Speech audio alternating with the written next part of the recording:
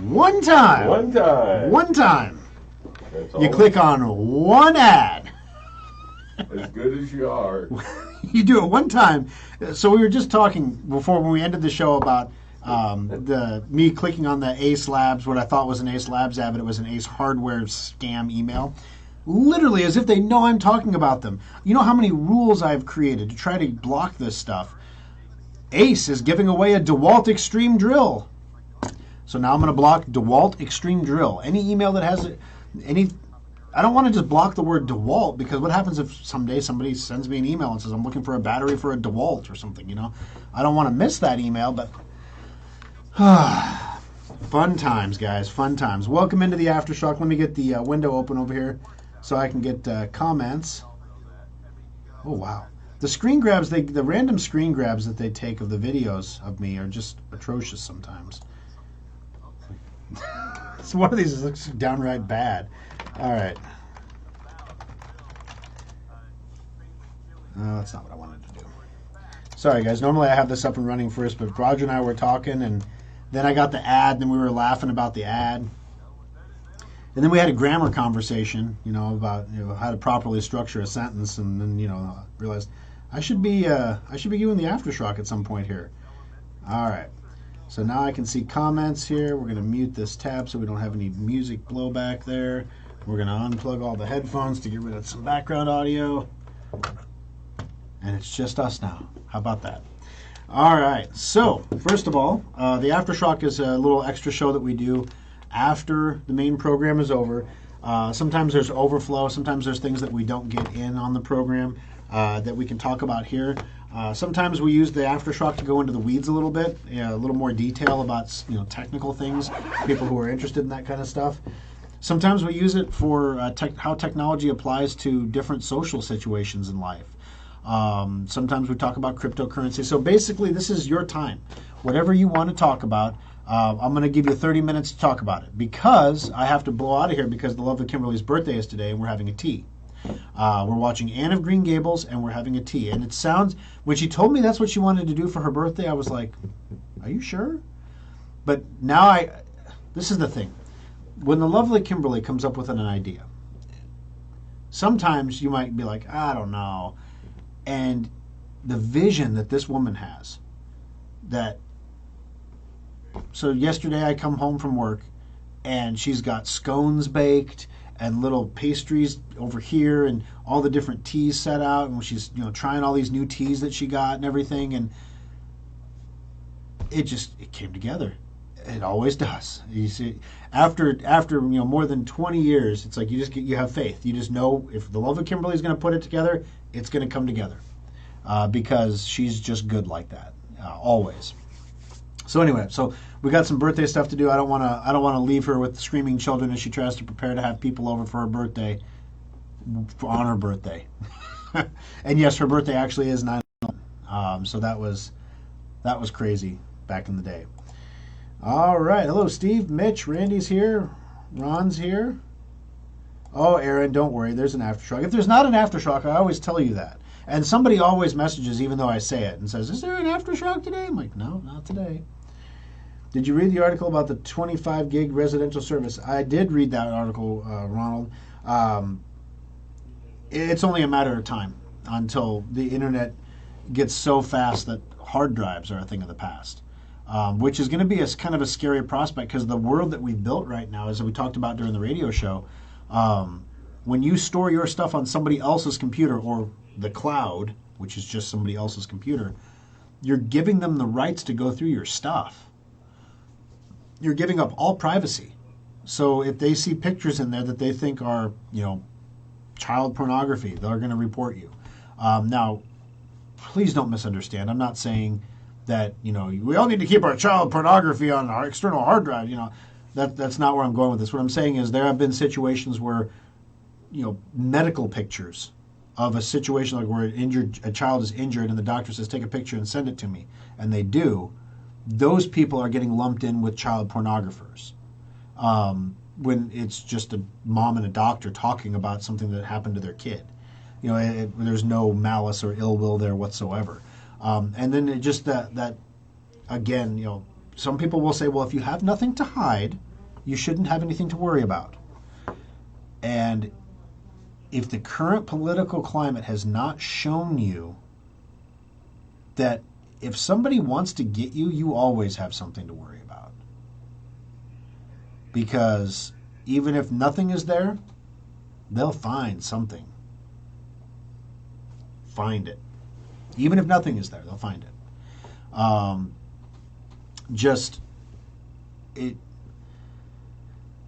It's one of the, this is part of a fourth turning. Part of the fourth turnings, when they do happen, is complete loss of faith in institutions of power. So you see organizations like the IRS or the FBI, or the CIA or the federal government as a whole, or the judiciary, or the president or the administration, just losing credibility with the American people. Like, people just don't believe them anymore. Like, you're lying. And even if they're telling the God's honest truth, their behavior in the past has led to this point where nobody believes you anymore. And it's, there's, for example, with the FBI situation, there's one, like the Sean Hannity version of events where you have a few bad apples ruining the bunch, right?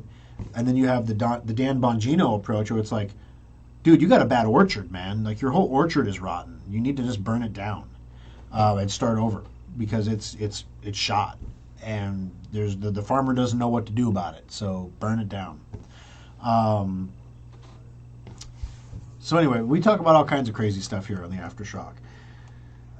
Let's see. Good morning.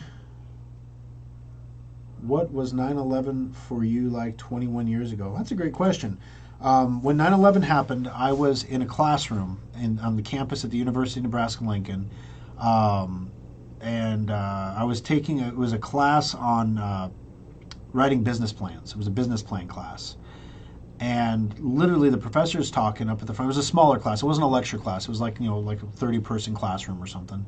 And while the professor was talking, a kid got up in the back of the room, walked up to the front of the room, and just turned on the TV. So the professor's giving a lecture, and this guy just walks up and turns on the TV. And at first everyone's like, what is he doing? And then all of a sudden you're watching the TV, and stuff's blowing up, and planes are hitting towers, and you're just like, what is happening? And you're listening to the news, and of course the professor's done now. Class is dismissed, get out of here, guys.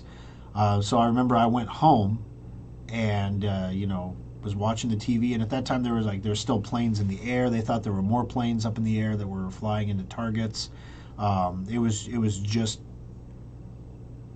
a kind of a disassociative chaos for me. Because, obviously here I'm sitting in Omaha, at that time in Lincoln,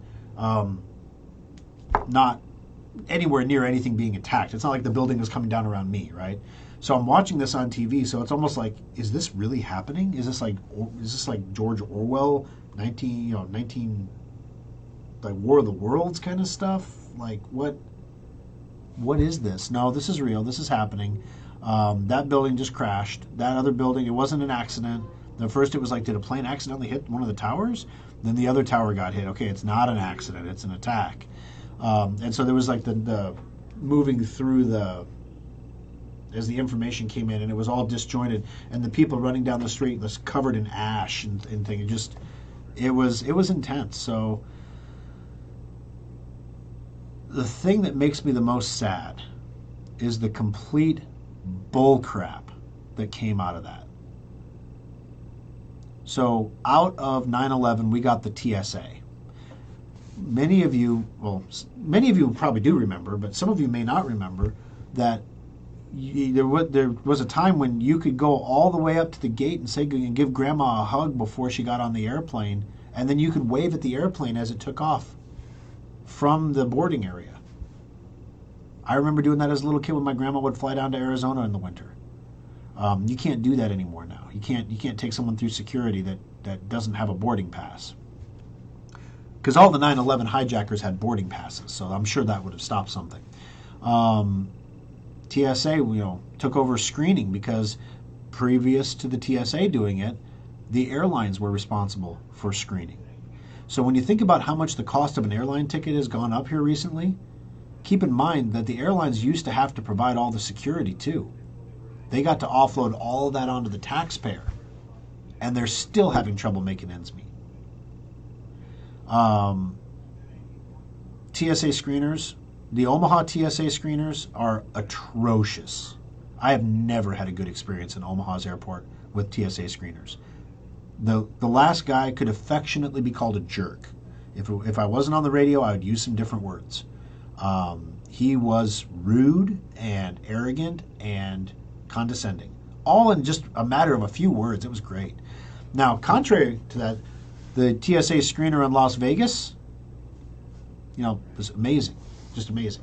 Good, just she was an example of how you can provide good service and still be a government employee. It can happen. So anyway, but the TSA, completely unnecessary, came out of that. A whole new bureaucracy, a whole new union, bunch of federal employees, huge budget bloat. The Department of Homeland Security was created out of 9/11. The Department of Homeland Security was created as a fusion point to take intelligence from the CIA, the FBI, and all the DIG. Every department of the U.S. government has their own intelligence arm, and they all have information that they won't share with the other intelligence arms because sources, methods, you could have a spy, you could have a mole, whatever, for security, we're not going to share this. So they created a whole new government department to synchronize and create a fusion of that information into one place, in the Department of Homeland Security, who couldn't stop a guy in a buffalo hat from taking over the U.S. Capitol. Complete waste of time. Complete waste of money. Sounds really important. Homeland Security. It's depressing that the lessons that came out of 9/11 were you need to hold your hands up in the air and get scanned. The TSA screeners in Omaha took my minor child into a private room without my consent to give him a personal screening. Yeah, they're not totally illegal. What am I going to do about it? Who do you complain to? Now, of course, when my son is 15, but he's also 220 pounds and taller than me. So, yeah, I'm pretty certain if they tried to to do something untoward, that somebody would have bounced off a wall in there somewhere and they would have heard some commotion. But my wife was appalled that I allowed them to do it. I'm like, literally, he went through the screener first, and it says put your hands up. So he puts his hands up, and then he pops them down again while the thing is spinning. So his whole body came up red as a weapon or something. So they took him in for a personal screening. They swabbed him for explosives and all that stuff. Meanwhile, I hadn't even gone through the machine yet. So they were taking him into a room before I was even allowed to get into the machine, because with TSA, if I would have walked through the machine and said, no, you can wait a second, excuse me, you're not taking my child into a private room, I would have gotten arrested for walking through the machine when I was told to stop, because they have pure power. It's ridiculous. It's stupid. Do you know in Israel they don't even have screeners like that.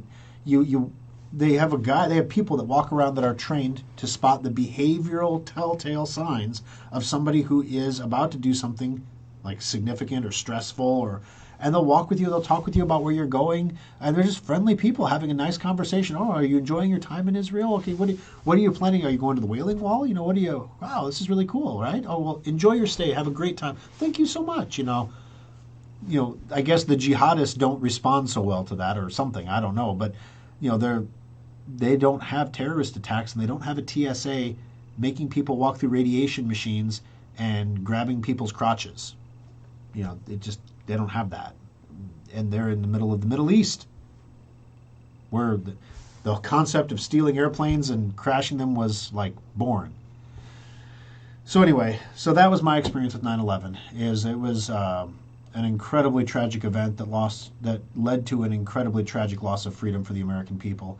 In some ways, you got to look 21 years later and wonder, did bin Laden actually win? Did he accomplish? He wanted to crash the U.S. economy, right? That was his goal. He believed that if you punched America in its financial center, that its power would crumble from there. And then, you look at all the financial crises we've had since then, in 2008, and what's going on now, and what a joke the U.S. dollar is now.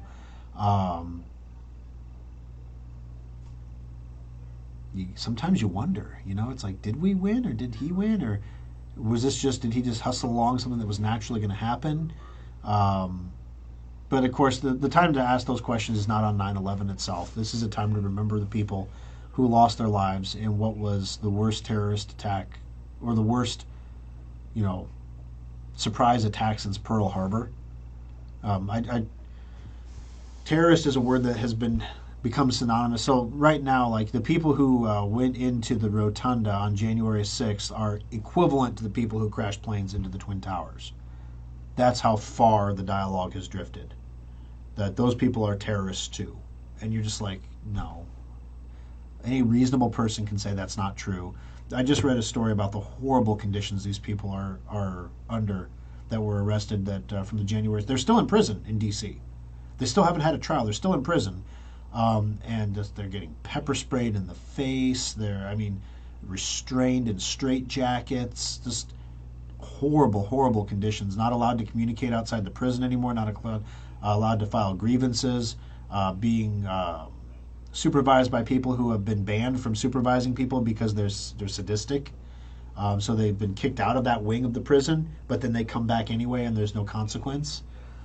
Just awful stuff that you got to sit here and wonder, do we have a gulag in Washington, D.C. right now? Like,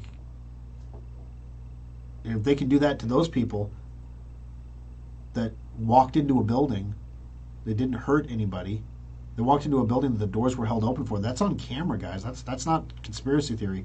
The doors were held open. They walked into the building. Now, who knows why the doors were held open? Maybe security just said, we can fight this, or we can just let them in and keep everybody peaceful and happy, or we can resist them at the doors and have people banging on the doors. Maybe the decision was made that, we don't have the force to stop them, so don't try. Maybe that, legit, right? I don't know. All I know is when you look at people crashing planes into buildings, you can call them terrorists. And when I look at people walking through the rotunda, okay, so the guy that put his feet up on Nancy Pelosi's desk and stole her laptop, okay, that guy, yeah, he stole a laptop and he was in somebody's office. He was in an area of the Capitol building he should not have been in. The people in D.C., the politicians will say, well, no one should have been in the Capitol building at all, kind of thing. I'm not going to argue all the points. All I'm saying is the people who walked into that building are not the same as the people who crashed planes into the Twin Towers. But they're being treated like they're in Gitmo. And I don't know what it's going to take to maybe after the November elections, maybe Congress will look into it or something, because Chuck Grassley has probably done more than any other politician trying to find out what's happening to these people, because the Congress can't even find out what's happening to these people in that prison. And the prison's in D.C. where they're at, and they don't have any more access than you and I do. So maybe if there's a change of the guard in one or both of the houses of Congress, maybe we can get a little more information, or maybe we can move things along a little bit. It's like 20 months in prison without a trial is a long time without being actually convicted of a crime or even formally charged with a crime. It's assault with a deadly weapon is what most of these guys are charged with, and most of those are from people who had pepper spray on them. Yet they're getting pepper sprayed in the face in prison, and the guards are not being. While they're shackled, they're getting pepper sprayed, and the guards aren't being charged with assault with a deadly weapon. So it's a deadly weapon when you have it, but not when the guard has it. Doesn't make any sense. I don't know how I got on this tangent. Oh, it was 9/11. So yeah, the world before 9/11 had a lot more freedom in it than the world post 9/11. So yeah, it's different. It literally changed everything, and because of the nature of bureaucracy, I don't see it going back anytime soon. Alrighty. Let's see. Good to have you, Roger and Karen.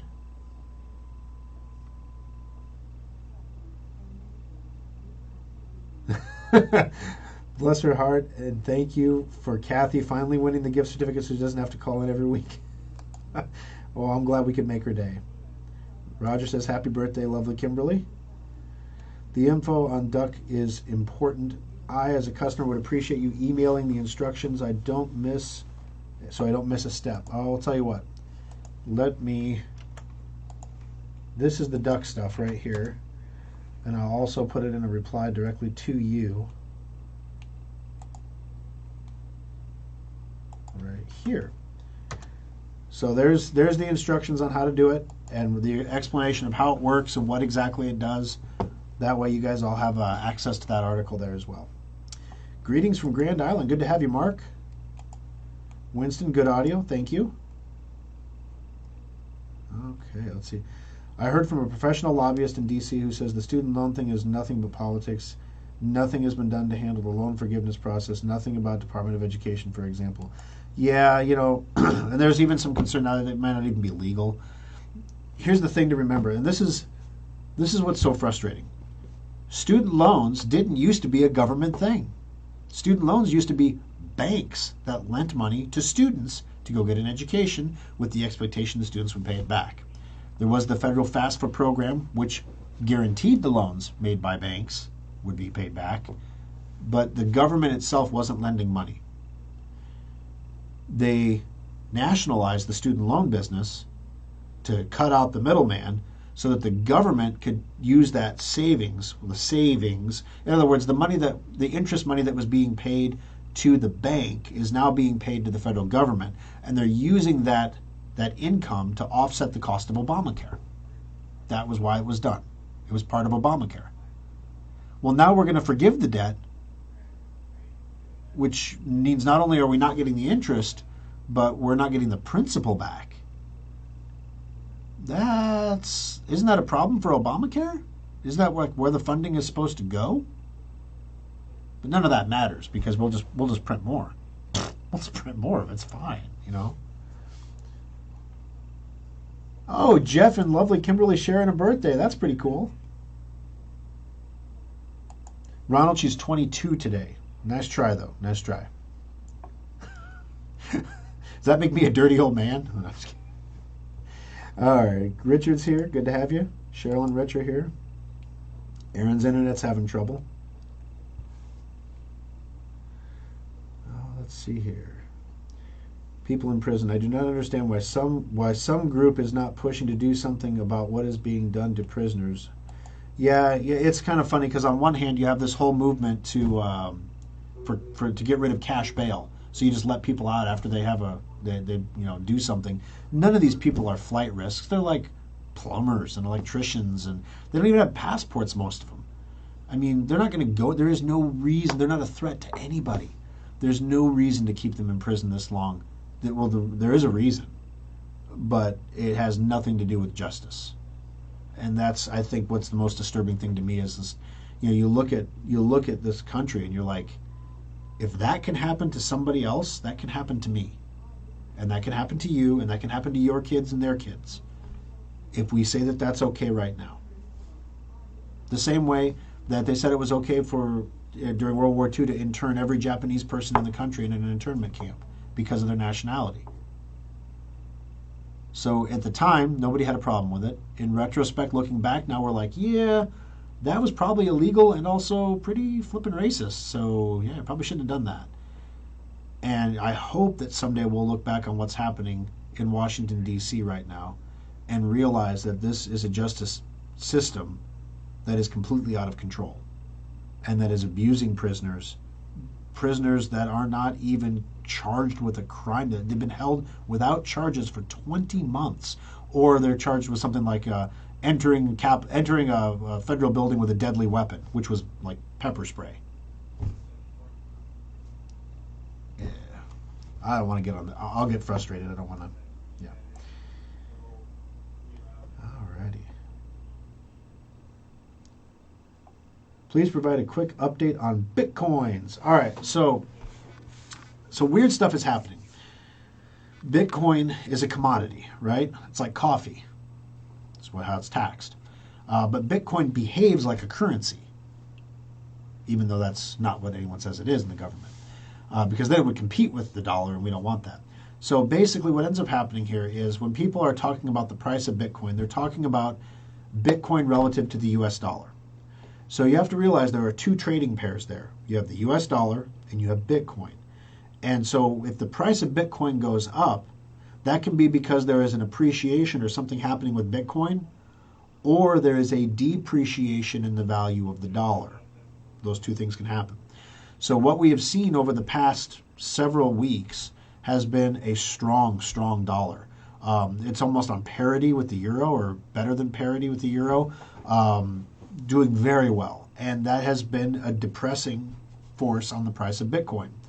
Now, what we saw just a couple days ago was all of a sudden, for whatever reason, currency markets being what they are, the dollar weakened like a lot as far as currency terms go. And Bitcoin rallied to 21,000 again. It's not because anything radically changed in Bitcoin, guys. It's because the US dollar fluctuated. And that's probably one of the biggest lessons to take away from this. Why is Bitcoin more stable than the US dollar right now?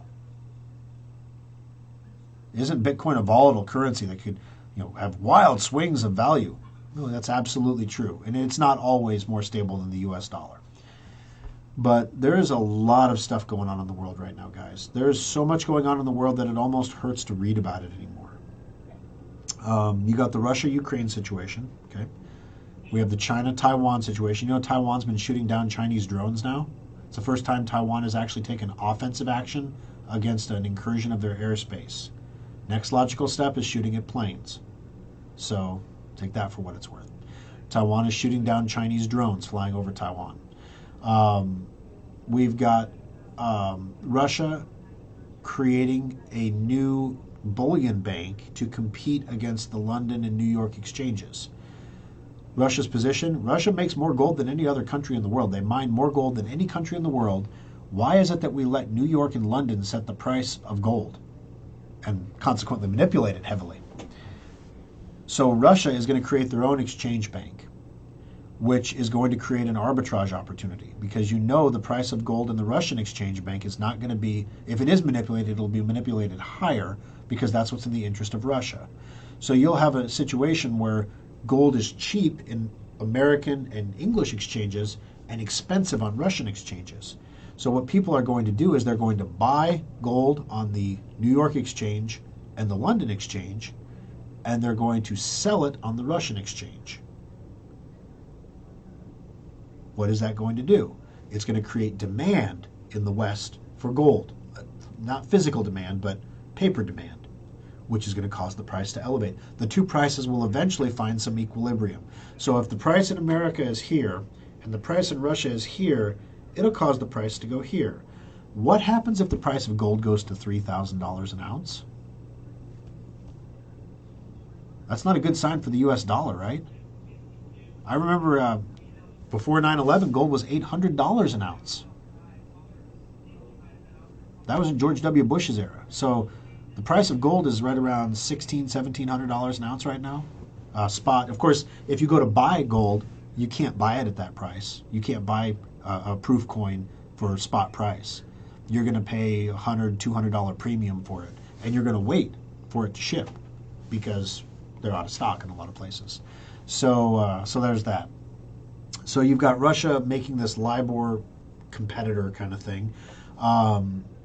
Russia is announcing that they want to use Bitcoin now in international trade. The price of Bitcoin didn't budge. So who knows if this is a real story or not, or if it's going to work or not. But if it does work and they do put the mechanics into place, which they appear to be doing, that means that Russia could avoid the SWIFT bank altogether using cryptocurrency, primarily Bitcoin, in the exchange of oil. Well, that would create a specific use case for Bitcoin. Why would Russia do that? It's about undermining the dollar, creating another competitor or another stressor on the US dollar, pushing it down. Meanwhile, the Federal Reserve is tightening, and tightening hard. Starting this month, the bonds are really going to start rolling off. So the Federal Reserve can actually lose money. A lot of people don't know this, but the Fed typically runs a profit, right? Because they get paid fees and interest and stuff from the banks. But they can lose money. And this is a situation where the Fed is going to lose money. What happens when the Fed loses money? Why is the Fed losing money? All right, so they're rolling assets off the balance sheet, right? So that when bonds are coming due, they are not issuing new bonds to raise the money to pay off the old bonds. They're just paying off the old bonds from the Federal Reserve. Okay? The Federal Reserve does not have an unlimited pot of money. The Federal Reserve is not a government agency. But they do have the ability to create assets out of thin air. So what they will do is they will create an out of thin air asset called liability toward bond repurchasement, and that's where they'll get the money to pay off the bonds. And then they'll keep that on the balance sheet until they run a profit again, and then they'll use the profit money to work down that asset until they get it off the balance sheet. So literally, it's like a water balloon. So yes, they're tightening, but they're creating another asset in the process. So in reality, are they actually getting rid of anything? The numbers are going to change. So the headlines will say they're getting rid of stuff, but in the background, are there actually fewer dollars circulating? Maybe. Maybe. Interest rates are going to continue to go up. The housing market is going to crash. It's already slipping.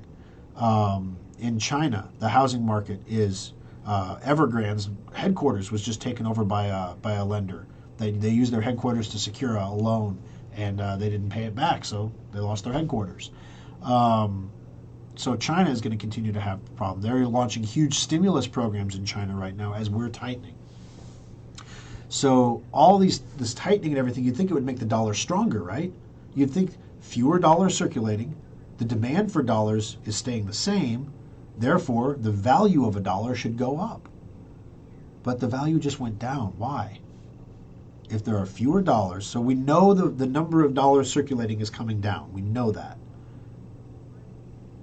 What's the other side of that variable? Demand for dollars. If the demand for dollars also comes down, tightening doesn't do a thing. Doesn't do a thing. You got to keep the demand here. The purpose of the tightening, though, is to reduce demand in the U.S. economy, which is a dollar-based economy, and as a result, it's just a cluster bomb, right? There is no clean way out of this. They're trying to say, we're going to tighten, we're going to make life miserable for everybody in the U.S. economy because we made life really great for a year while you weren't working. We basically simulated an entire year of economic activity by printing money. Well, and you didn't think something bad was going to happen from that? Of course something bad is going to happen. So now what we're going to try to do is we're going to try to spread that bad over 3, 4, or 5 years so that you basically lose a quarter of a year every year of income equivalent to pay back what you got for free during the pandemic. Unless you worked the whole time like I did, then you didn't get anything for free. So that's where the inflation's coming from. That's where all this nastiness is coming from. So I mean, literally, you can choke on the doom porn that's out there, where you read all the stories about how there's going to be a food crisis next year, and how the stock market is going to lose another 30% of its value here pretty quick. How housing prices are going to crash and make 2008 look like a joke. Then you could listen to the realtors saying, "Oh, it's not going to crash. It's not going to come down like 2008. This is a totally different situation from what 2008 was." Of course, you're going to say that. Even if it's not true, you're like, please don't let this be 2008. It could be a lot worse than 2008.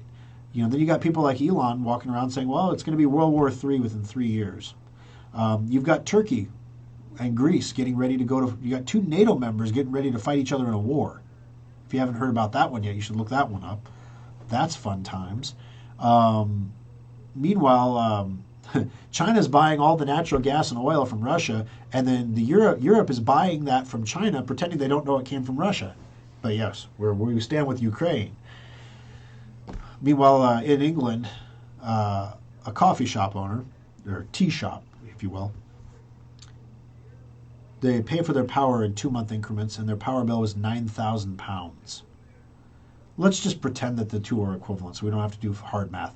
Their power bill was $9,000 for 2 months of power in a tea shop.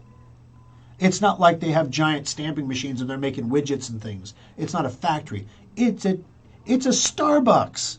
And they paid $9,000 for 2 months of power. $4,500 a month for power. I run a Bitcoin mine. You run that much power. I don't run $4,500 in power a month. That's how bad it is over in Europe right now, and it's going to get worse. Now that they've shut down Nord Stream, there's no gas flowing to Europe. So all these things that they've been doing to save gas so they'd have gas for the winter, we're just going to cut back a little bit here and a little bit there, and maybe take a couple less saunas and, whatever. All that is moot now because there's no gas coming through Nord Stream now. And Russia says you're not going to get any gas until you stop supplying weapons to Ukraine. So now the masks are finally coming off. And we're seeing that, yes, dummy, what is true and what is real is what matters at the end of the day. What is true and what is real? What is real is if you shut down all your power plants and rely on wind and solar exclusively and gas from Russia, and the gas from Russia part is 80% of your energy, and Russia doesn't sell you gas anymore? True and real is you're going to do whatever the heck Russia says because you have ceded your sovereignty to Russia because you're relying on them for your fuel. And without that Russian gas, your entire society implodes. So yeah, you're going to stop backing Ukraine eventually. Your people are going to demand it. We just got to let them get a little cold and a little hungry. We'll be fine. What's true and what's real? If you keep printing US dollars like they're toilet paper and Congress keeps spending them on stimulus bills that are not stimulus or Inflation Reduction Acts that don't reduce inflation or whatever the case might be, the value of the dollar is going to go down to the point where nobody wants it anymore. It's going to happen. What is true and real? Is the US dollar real money anymore? What is the definition of money anyway? Money is a store of time. So when you're put on this earth, you are given so much time. And that time has a value. And if you choose to spend your time becoming a great artist and producing works of art, wonderful. If you choose to spend your time sitting in your mom's basement playing video games, wonderful. If you choose to go to work and be a productive member of society, you're banking your time. You're saying, I am giving you this amount of my life, and in exchange for that, I am getting this money. And with this money, I will be able to store it so that at some point I can do what I want with my time and use this stored up time that I've saved to support me in the meantime. Every single thing the Federal Reserve is doing right now is destroying every penny you've saved. First, they killed all the savers by reducing the interest rates to zero. Then the bond rates all went to nothing. Now we have inflation going through the roof. So they're raising interest rates so that if you want to go buy a house or buy a car now, because you don't have any savings, you have to get a loan because you were incentivized to not save for the last 20 years. Now you're screwed. Everything they're doing. And then, of course, depressing demand, this is the solution to inflation. That's the only tool the Fed has in their toolbox, is to slow demand. And they do that by raising interest rates, by making the cost of money more expensive so that people don't use it as much. There's no focus whatsoever on increasing the supply side of the economy right now. Fine, raise rates. I agree. Rates should not be zero. Raise the rates to a reasonable level. 5-6% is reasonable. That's a reasonable interest rate. I know it's not historically, it's great historically. Recently, not so reasonable, but reasonable, okay? There's a cost to borrowing money. There should be. That's how savers get paid. Now, on the flip side of that, can we please get some creation on the economy? Can we please produce some more energy? Can we please make sure that, Californians can charge their EVs? Can we please make sure that, we have water treatment plants in Mississippi that are good to go? Can we please make sure that we have security on the border that is sufficient, that we don't have to bus migrants to Washington, D.C. to prove a point? There's these things that we should be doing that we're not doing. And there's lots of things that we're doing that we shouldn't be doing. And I think we're almost at that point where it's beyond the ability of an elected person. It's not like who gets elected president that matters. I mean, we saw it with Trump. He got in there and he tried to throw a monkey work in the wrench, and to some extent he did, but the bureaucratic institutional resistance to any change was so strong that even with the power of the presidency, it couldn't be overwhelmed. 19 states are on board now with the Constitutional Convention, including Nebraska. I'm not sure if you knew this, but there's two ways you can change the United States Constitution. There's the amendment process that we're all familiar with that goes through Congress, right? There's another method, because the framers realized that it's possible that Congress could become such a bureaucratic behemoth that they would no longer represent the will of the people, and they would not allow the will of the people to be represented through an amendment. Therefore, if 2/3 of the legislatures of the United States, of the states, come together and say they want to have a constitutional convention to amend the United States Constitution, all of a sudden it's on the table. Now, there's some fears here about a runaway convention, right, where you'd have wackadoo things like, abortion is legal or guns are illegal or, whatever your pet, cause is, you would get, undermined in this constitutional convention.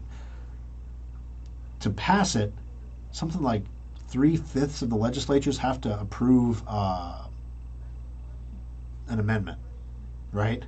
So it's really, really, really hard to get something through that somebody disagrees with, as it should be. We're not setting the rules here.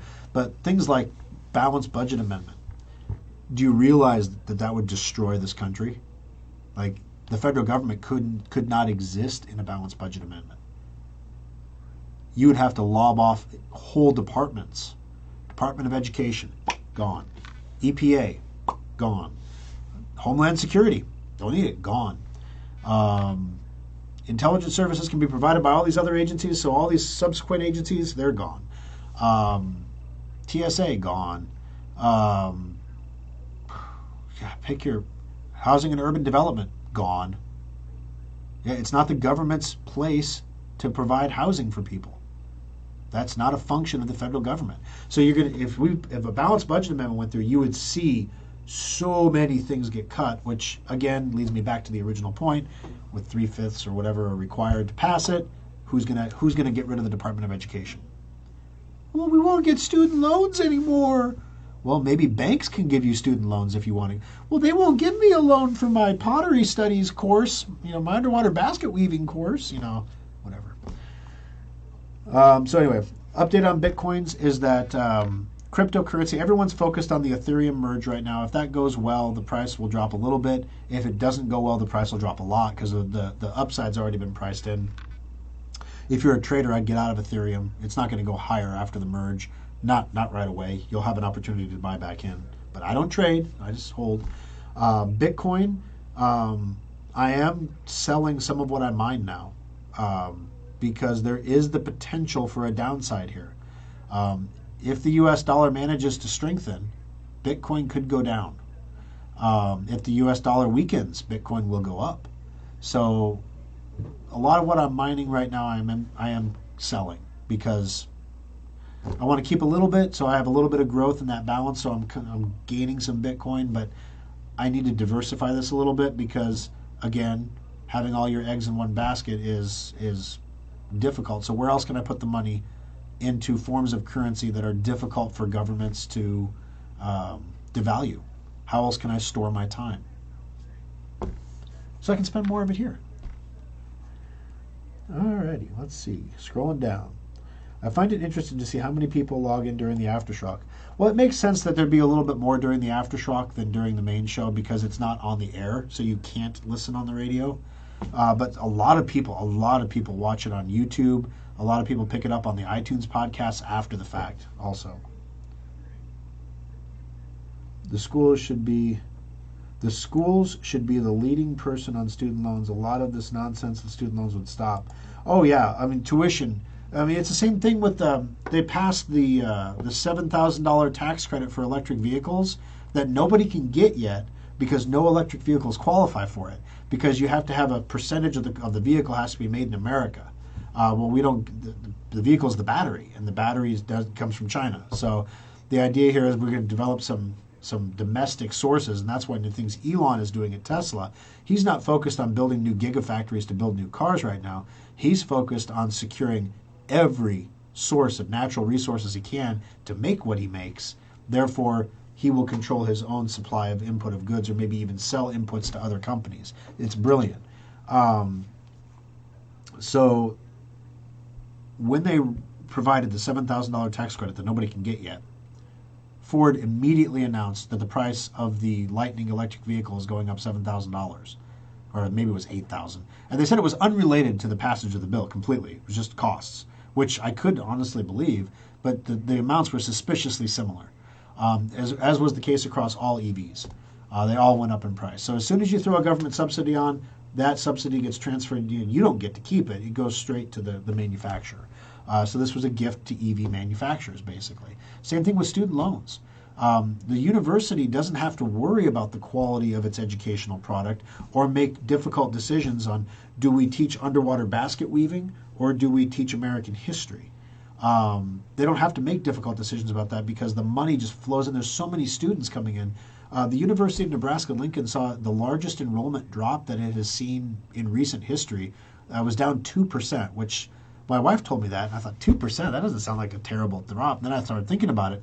If each student is paying 50, 60 grand a year to go to this state college, 2% drop in enrollment is a lot of money. It's a lot of money. So if you got rid of the federal student loan programs and made students actually go to banks and say, yes, I want to get a degree in mechanical engineering so I can be a mechanical engineer. I want to take out $200,000 in debt so I can get a $250,000 a year job. That makes sense. I want to go to school to be a historian so I can work in a library or work in a museum. That doesn't make sense. That loan's not going to get approved. You can still go be a historian. You can still go to college. You just got to pay for it. That's not fair. It's pretty fair.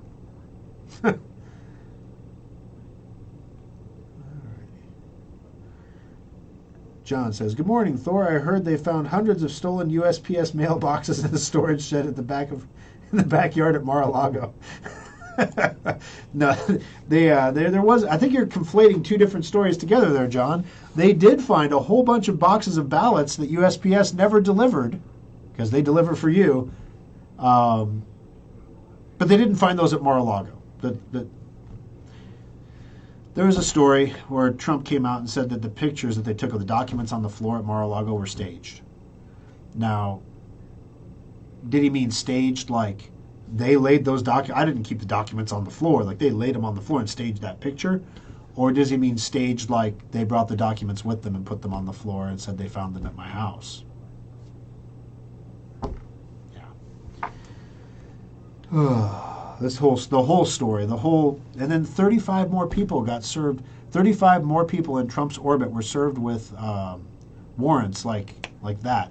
It's like all of a sudden everything is moving at hyperspeed because a judge said, no, you can't just look at that stuff. You have to actually have a reason for getting it, and your warrant was overly broad, and you can't do that either. When you get a warrant, you have to say we're going to search the bedroom dresser for the documents that we believe are there. You can't say we're going to search the entire premises and dig 6 feet under the dirt as well to try to find anything we can find that might constitute a crime of any kind, to find stuff that shouldn't be there, which is basically what their warrant said. They could do anything. And you can't have a warrant like that. That's not how warrants work. But it is if you're Donald Trump. And again, if they can do it to Donald Trump, a former president, they can do it to anybody, guys. So it's starting to get a little eye-opening here. I mean, first it was Lois Lerner and the IRS going after the Tea Party because there was a movement among people to take control of the government back into the hands of the people, to elect people who would keep their interests at heart, not a bureaucracy. Couldn't have that. So the IRS went after the nonprofit Tea Party groups, specifically. Oh, it was an outlier, didn't really, that's where the IRS lost all their funding that they just got back. So what do you think they're going to do again? Yeah.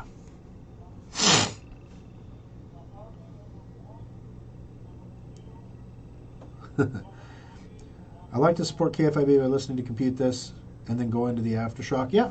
And KFAB appreciates that too, and so do I. One of the things that we do watch the ratings of the show to see if we're delivering a product that is resonating with people.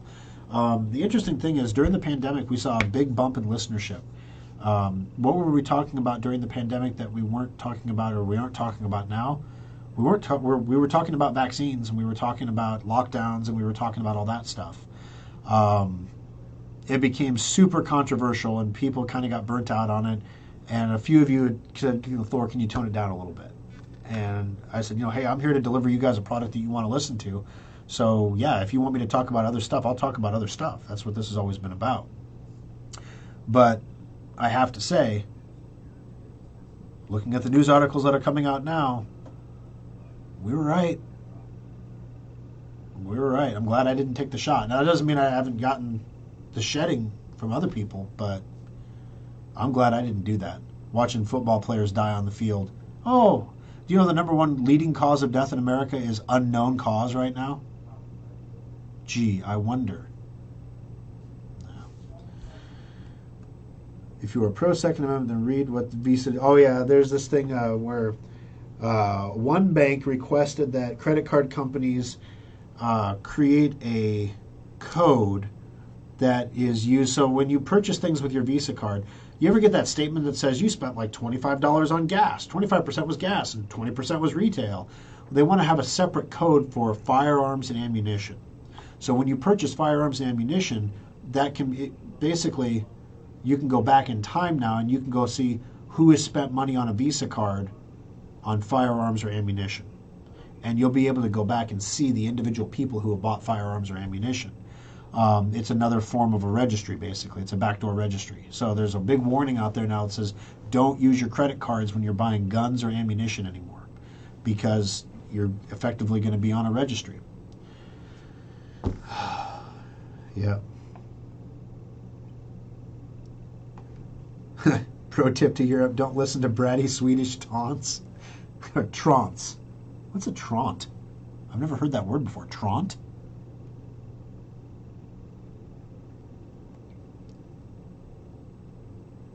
Thor, you had me looking off departments. You mean lobbing off departments? I don't know. All right. If I'm using Windows 10 backup, if I delete a file that's been previously backed up, is it still on the backup drive? I can restore the file later because I deleted it by accident. Yeah, that's what file history is all about. It'll save a copy of that file on the backup until space is required by a new backup, and it'll remove the oldest backup. So you should be able to go back in time and grab that file out of your file history backup. My audio dropped dramatically. Well, let me take a look, make sure that I'm still, maybe I'm talking more quietly. I can turn up the mic a little bit here. I mean, I am a little quiet, but I'm not in the red or anything, but now I'm pushing, no, that's the wrong mic. Hold on a second. Scrolling down. All right, here we go, turning it up. Now I'm pushing the red a little bit, so that should be a little bit louder. But we're going to be wrapping up here in a bit anyway. All right.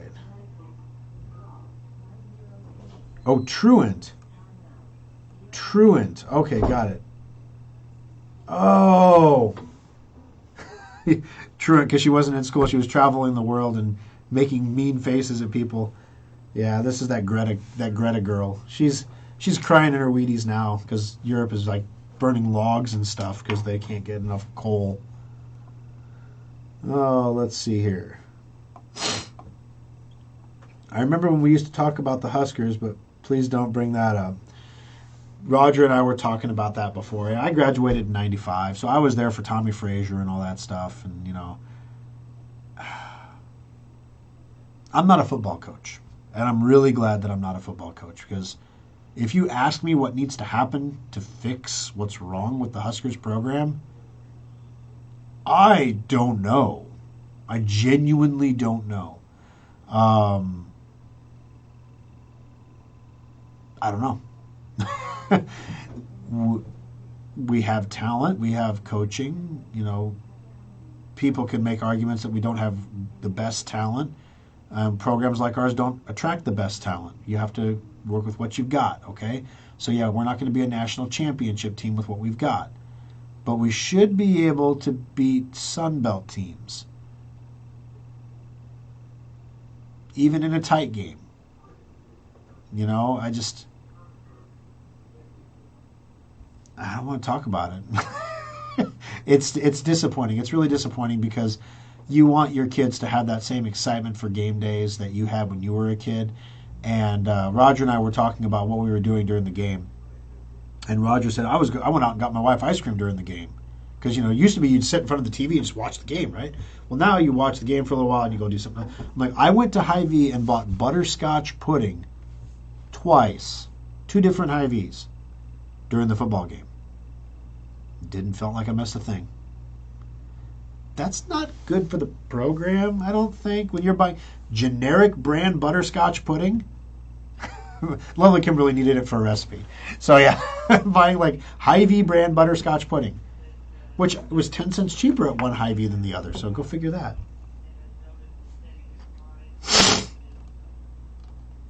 Yeah, I don't know, Ronald. I don't know if it's a lack of respect for walk-ons or what the problem is, but all I'm seeing is at the end of the day on the field, every single game is a close game, and they lose every close game they're in.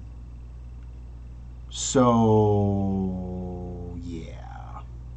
And it's been that way for like 3 seasons now. So, I mean, I don't want to be the guy that keeps firing the coach and trying to get lucky with a new coach because, you're blowing a system up, but something's got to happen. I mean, they did make some adjustments to the coaching staff this year. Scott Frost is not calling the plays. He's got an offensive coordinator now who calls the plays.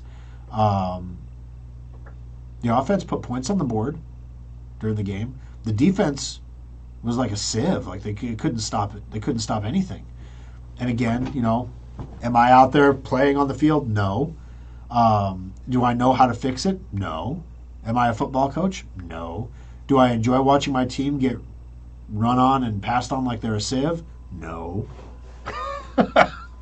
So I don't know. Your product is entertainment, and it's not very entertaining to lose every time. And at some point, you're going to get to a point where the program, if it hasn't already reached a precipitous decline, you're going to get there real quick.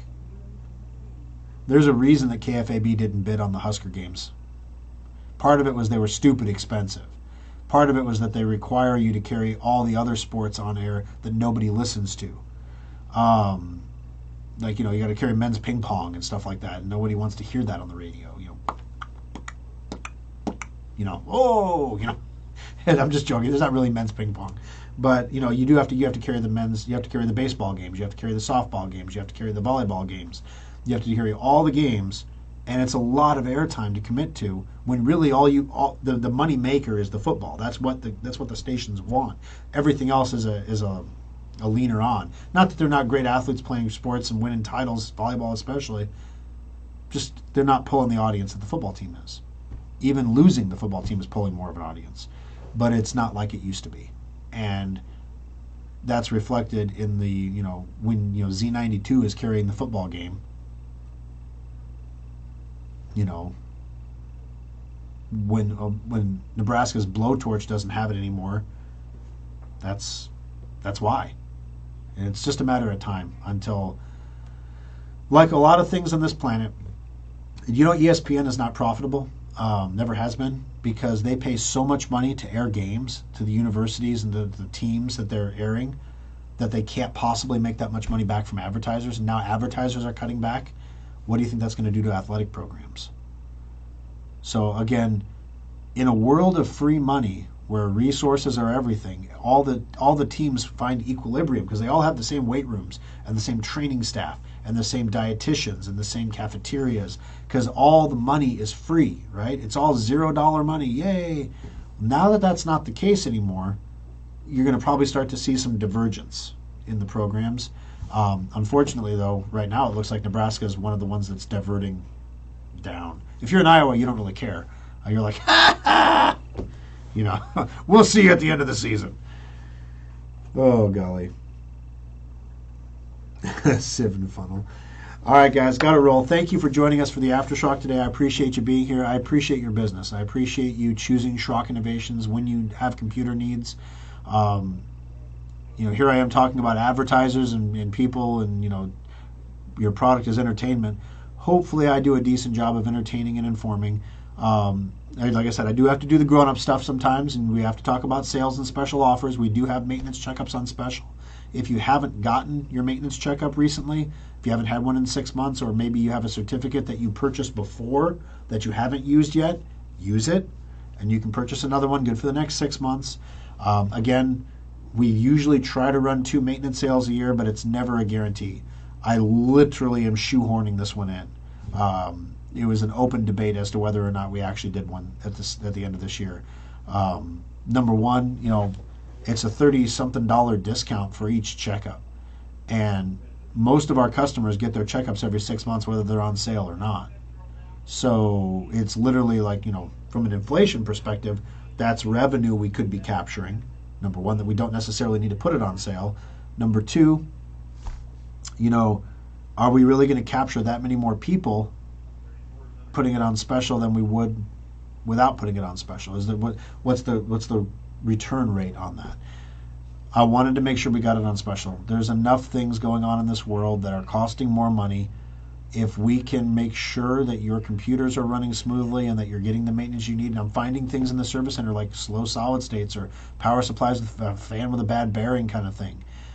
If we can catch those problems when they're young, they don't become big expensive things to fix. We can fix them and get them taken care of. If they're allowed to linger, then it becomes a bigger problem. So it's a good thing. It's a good service thing for our customers to have access to these checkups.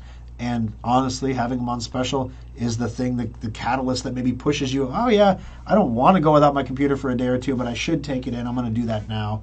It's kind of the catalyst that does it. So if you haven't got your copies of Safe Upgrade, please do so before we're sold out. Also, maintenance checkups are on special through the end of the month, and you can take advantage of that as well. We'll see you all again next weekend. Have a great week, and we'll see you in the service centers.